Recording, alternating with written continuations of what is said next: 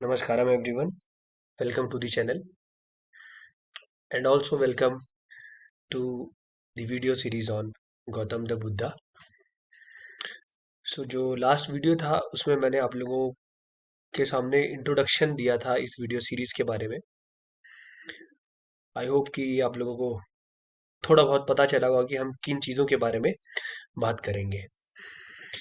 तो ये मेरा एक एफर्ट है कि आप लोगों को गौतम बुद्ध के बारे में अवगत कराया जाए, एक बुद्ध के बारे में अवगत कराया जाए और उनकी टीचिंग क्या थी उसके बारे में हम बात करेंगे। तो वीडियो सीरीज का इंट्रोडक्टरी वीडियो के बाद हम डायरेक्टली जो कंटेंट में जाने वाले हैं वो पहला वीडियो यही होने वाला है। तो चलते हैं। कंटेंट हम ऑलरेडी देख चुके थे, तो आज हम इन दोनों टॉपिक के ऊपर बात करेंगे। अगर टाइम ने परमिट करा, वीडियो के टाइम ने परमिट करा, तो हम इनके बारे में बात करेंगे। तो चलते हैं। सबसे पहली चीज है कि why this video series on Buddha और गौतम बुद्धा के ऊपर ये वीडियो सीरीज क्यों बनाई जा रही है। बचपन से सुनते हुए आए थे कि बुद्ध हुए और बुद्ध ने लोगों को एक मार्ग दिया जिससे लोग मुक्त हो सके, ऐसा कुछ सुना था। पर साथ ही साथ अगर आप पुराने लोगों में देखोगे तो ये भ्रांति है कि जो गौतम बुद्ध के दिए गए मार्ग पर चला वो घर बार त्याग कर उसने संसार त्याग दिया। तो इस कारण से किसी के अंदर ये जिज्ञासा भी नहीं होती है कि आप उन्होंने जो मार्ग दिया उस मार्ग की ओर बढ़े। उस मार्ग की ओर बढ़ने के लिए आपके सामने कोई ऐसा व्यक्ति नहीं है जिसने वो मार्ग चला होगा। मतलब मेरे जीवन में मुझे ऐसे व्यक्ति नहीं टकरा है। 24-25 साल की उम्र में मेरे को एक व्यक्ति टकरा है जो विपश्यना मेडिटेशन करते हैं, जिस जो गौतम बुद्ध ने दिया था। तो बुद्ध के बारे में बहुत भ्रांतियां हैं और आपके सामने ऐसा बताया जाएगा कि बहुत सारे बुद्ध हुए, लेकिन आपको तो नहीं दिखा कोई बुद्ध। हमने गौतम बुद्ध के अलावा कोई और बुद्ध देखा ही नहीं। एक बुद्ध, लोगों ने केवल एक ही बुद्ध देखा।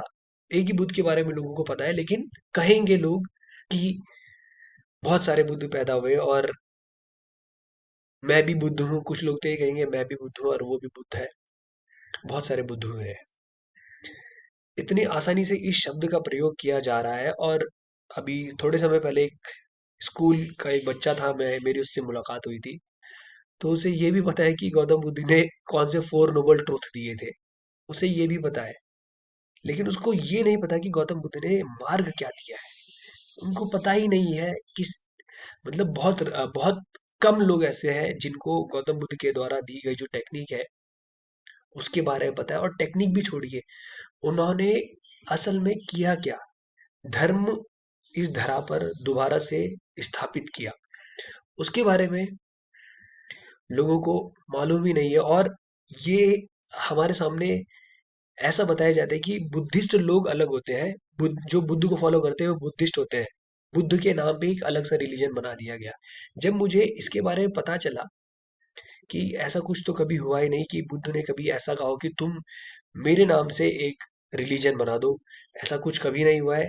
जितना मैंने अब तक रिसर्च करी है, जो भारतवर्ष में गौतम बुद्ध के द्वारा दी गई जो विद्या थी उसको वापस लेकर आए। उन्होंने इन सारी बातों का खंडन किया है कि बुद्ध ने कभी भी किसी भी तरीके का रिलीजन, कभी भी किसी भी तरीके का रिलीजन प्रमोट नहीं किया। धर्म जो था उसके बारे में उन्होंने केवल और केवल बात करी। धर्म क्या है इसके बारे में भी हम मैं कोशिश करूंगा कि मैं आप लोगों के सामने बात कर सकूं। पर बहुत सारी भ्रांतियां बुद्ध के बारे में थी मेरे अंदर। मेरे सामने भी अगर ऐसी बातें होती थी तो मुझे भी लगता था कि वही सत्य है। लेकिन जब मैं उनसे मिला जो विपश्यना मेडिटेटर है, धीरे धीरे मुझे बुद्ध की ग्रेटनेस के बारे में पता चला। और फिर कहीं जाकर पिछले 1.5-2 साल तक मेरी उनसे बातचीत होती रही और अब जाकर मेरे को थोड़ा सा मोटिवेशन मिला कि मैं गौतम बुद्ध के ऊपर एक वीडियो सीरीज बनाऊं। तो आप लोगों को भी ये सीरीज देखनी बहुत ज़्यादा ज़रूरी है। सबके लिए बहुत ज़्यादा ज़रूरी है, क्योंकि आप उस एरा में जी रहे हैं जब बुद्ध की टीचिंग्स अवेलेबल है। तो इसकी इम्पोर्टेंस के बारे में बात करेंगे। तो वो सारी चीज़ें आगे आगे चल के उनके बारे में बात करेंगे। तो अब नेक्स्ट टॉपिक है, उसके पे चलते हैं कि हु और व्हाट इज अ बुद्धा। एक बुद्ध होता कौन है, और कैसे वो किसी को हम बुद्ध कैसे कह सकते हैं। तो चलते हैं। वन हु इज अवेकन्ड, या फिर जिसकी बोधि जाग गई है। बोधि जाग गई है यानी उसने सत्य को रियलाइज कर लिया है, सत्य को उसने जान लिया है। और ये बोधि जगाने के लिए उसने निरंतर कई जीवन कालों से प्रयास किया है, जिसकी वजह से वो आज बोधि जगने की स्थिति पे आ चुका है। अब आप ये कहेंगे कि बोधि तो बहुत सारे लोग अवेकंड होते हैं, या बहुत सारे लोगों की बोधि जग गई है, क्योंकि हम बहुत सारे लोगों को देखते हैं। तो उनमें और बुद्ध में क्या डिफरेंस है, ये भी हम आगे चल के देखेंगे। परंतु ये कहा जाता है कि बुद्ध ने जिस स्तर पर रियलाइजेशन किया है, उस स्तर पर रियलाइजेशन रियलाइजेशन होता है लोगों को, लेकिन जिस स्तर का बुद्ध का रियलाइजेशन था, उस स्तर का रियलाइजेशन किसी भी व्यक्ति का हो नहीं सकता। क्यों नहीं हो सकता, इसके बारे में हम आगे चल के बात करेंगे। ये according to the Buddhist, according to the literature जो मैंने पढ़ा है, उसके रेफरेंस में मैं यहाँ पर बात कर रहा हूँ कि बुद्ध के बराबर की बोधि जगना हर किसी के बस की बात नहीं होती। वो बहुत ही रेयर बीइंग होते हैं जो बुद्धत्व को प्राप्त होते हैं। अब आगे चलते हैं। दूसरा कि who has broken the cycle of life and death, जिसने जीवन और मृत्यु के चक्र को तोड़ दिया हो, यानी अब वो दोबारा से जन्म नहीं लेगा। आगे चलते हैं। जन्म, ऐसे बहुत सारे लोग होते हैं जो मुक्त हो जाते हैं, जो दोबारा जन्म नहीं लेते हैं, परंतु परंतु वो किसी और कारणवश उस जगह तक पहुंचते हैं। लेकिन बुद्धा जो है, वो इस जीवन और चक्र को तोड़ने के रास्ते के बारे में भी बताता है लोगों को। फिर one who has for no discovered four noble truths himself, मतलब कोई जिसने जीवन के चार महासत्यों की खोज करी है बिना किसी गुरु के, उसने स्वयं उन चारों नोबल ट्रुथ्स को जाना है, उन महान सत्य को जाना है, उन महान सत्य को उस चार महान सत्य को जाना है। और उसके बारे में बिना किसी गुरु के मदद अ, बिना किसी गुरु के मदद के वो उस जगह तक पहुंचा है। या फिर ये भी कहा जाता है कि वो बुद्ध वो व्यक्ति होता है जिसने चार नोबल ट्रुथ का जो रास्ता है वो अपने आप तय किया होता है। ऐसा नहीं कि किसी ने उठाकर उसको रख दिया हो और वो चौथे नोबल ट्रुथ तक पहुंच गया हो, ऐसा नहीं है। फिर one who has realise that life is a dukh chakra, जिसने जान लिया है कि जीवन एक दुख चक्र है। अब इसका एग्जाम्पल अगर आपको दिया जाए कि जीवन एक दुख चक्र है, इसके बारे में अगर बात करी जाए, तो एग्जाम्पल है कि जैसे अ, कोई व्यक्ति है, उसे मान लो कि कोई छोटा बच्चा है, उसे बाइक चाहिए, या 17-18 साल का बच्चा है, उसे बाइक चाहिए। तो वो उस बाइक के लिए बेचैन रहता है, और मान लो कि उसके पिताजी ने उसके लिए बाइक खरीद दी, और बाइक जब आई तो बहुत ज़्यादा खुश हुआ। लेकिन मान लो किसी कारणवश उसकी बाइक चोरी हो गई या कुछ हो गया, तो उस बाइक के खो जाने की वजह से वो दुख में पड़ा है। तो आपको कोई चीज़ मिल गई, और इस धरा पे जितनी भी चीजें हैं वो सारी की सारी इम्परमानेंट है, वो कभी भी नित्य नित्य नित्य नहीं, वो सारी की सारी अनित्य है।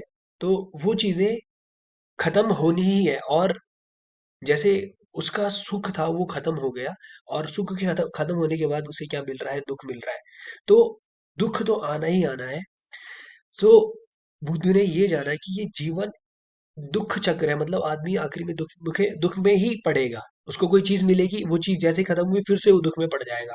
फिर कुछ और बहाने ढूंढेगा, फिर थोड़े दिन तक उसमें रहेगा, सुख में रहेगा। फिर जैसी वो चीज खत्म हो जाएगी या उससे बोर हो जाएगा, फिर से वो दुख चक्र में पड़ जाएगा। तो ये जान लिया गया कि जीवन एक दुख चक्र है, फिर इसको किस तरीके से तोड़ा जाए, उसके बारे में उन्होंने रास्ता दिया। फिर one whose knowledge is of the highest order, जिनका ज्ञान सबसे उच्च कोटि का है। अह, जिनका ज्ञान सबसे उच्च कोटि का है, और दूसरा ये भी कहा जाता है जिनकी जो क्लैरिटी है वो सबसे उच्च कोटि की हो, जिनके जीवन को देखने की स्पष्टता जो है सबसे उच्च कोटि की है। इसका एक एग्जाम्पल दिया जाता है कि गौतम बुद्ध ने जब अ, उनको बुद्धत्व की प्राप्ति हो रही थी, तो ये कहा जाता है कि उन्होंने एक एटम के 8 टुकड़े कर दिए थे। मतलब एक एटम, वैसे साइंटिस्ट भी अब कह रहे हैं कि एटम देखा जा चुका है, परंतु गौतम बुद्ध ने उस एटम के भी 8 टुकड़े कर दिए हैं। एटम देखा गया है नहीं देखा गया इसके बारे में मालूम नहीं है, पर ये मालूम है कि बुद्ध ने एक एटम के भी 8 पार्ट कर दिए थे। इस लेवल तक अगर आपको जाना है तो आपके अंदर कितना ज्यादा स्टेबिलिटी होनी चाहिए, आप इसके बारे में सोच नहीं सकते।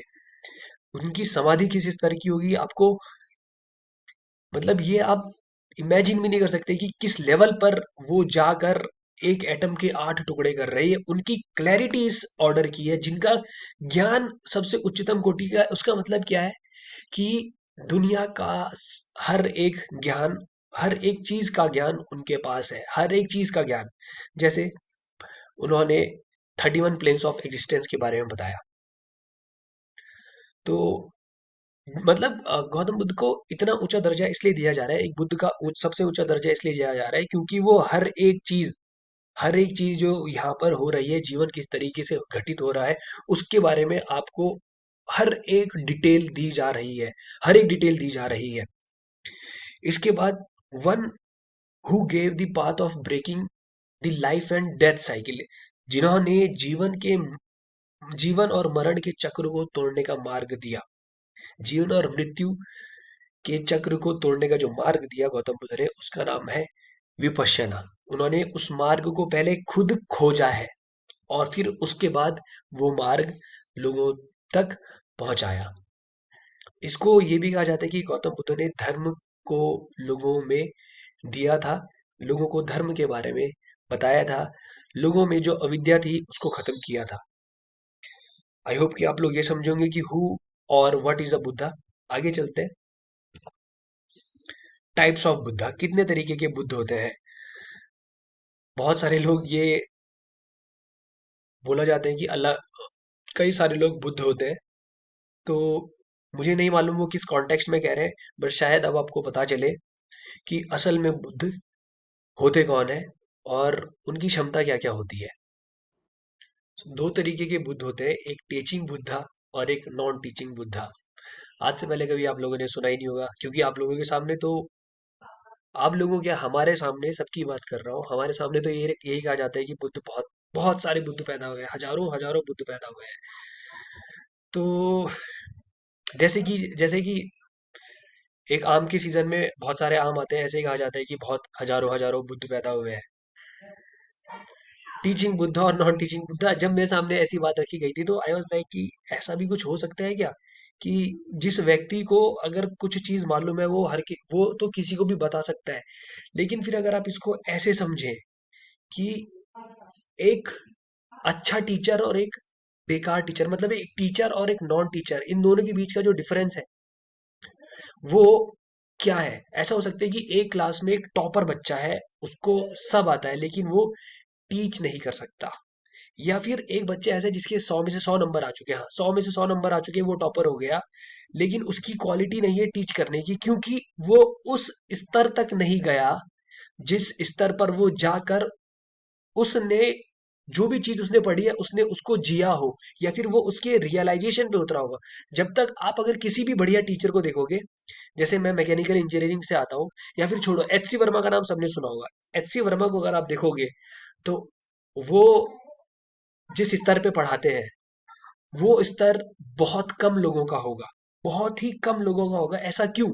क्योंकि एच सी वर्मा ने जो भी चीजें वो पढ़ा रहे हैं या फिर जो भी चीजें वो बता रहे हैं आपके सामने, उन्होंने अपने जीवन काल में किसी ना किसी समय पर उन चीजों को जिया होगा, उनकी रियलाइजेशन पे वो उतरी होंगी, बहुत ही आप सूक्ष्म स्तर पर उन्होंने उन चीजों को जिया होगा, इस वजह से वो आज इतना बढ़िया टीच कर सकते हैं।